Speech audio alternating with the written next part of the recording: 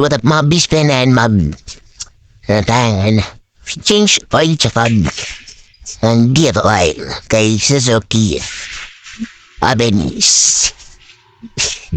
Yun sa mga bispen yan ngayong araw mag-change oil tayo. Papalitan natin ng langis si Donkey. Natagod natin yan.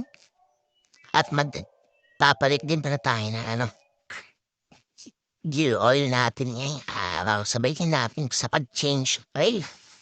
Dahil matagal natin akong hindi nakapagpalit ng gear oil ko eh. Di ko na maalala kung ilang buwan na.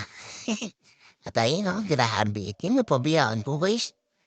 2,000 kilometer. No, hindi linis kasi itong ginagamit si Donkey, no? Pamaraw-araw kasi panghanap buhay si Donkey. Ayan. Kailangan talaga lang. 1,500 yan. Dapat change oil lang. Alay, nasagad ko ng 2,000. Ayan, yun na. At ayan, buksan na natin ito. Dahil ito yung sasalinan natin mamaya na langis, no? Ang gamit natin langis, mga miss friend. Motor. Ayan ang ating ginagamit sa motor natin, no? Ayan yung pinaka-all goods na langis para sa akin. Ayan. Ayun. Tara, salin natin yung langis na yan para matuwa naman si Donkey. Alagaan lang natin lagi mga marot natin, mga best friend, no? Alaga lang palagi sa pag-change oil. Yan, salin natin. Para all goods in the hood, ang Donkey. Tuwan-tuwa na naman si Donkey niyan. Bibiro na naman kami nito sa Commonwealth. Haha. Joke lang. Takbong pongi lang kami ni Donkey. Wow. Yan mo ba? Ubos. Simot sarap. At ayun guys,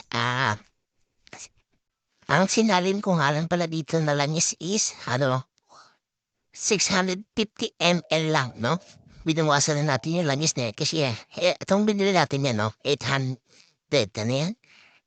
ml. Binawasan na natin yan kanina bago natin isalin. 650 lang yan.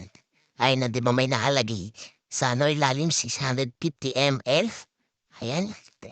Kaya ayun lang yung nilagay namin. At ito na yung jet oil natin na ilalagay natin kay Donkey. Yan, palit na tayo ng gear oil.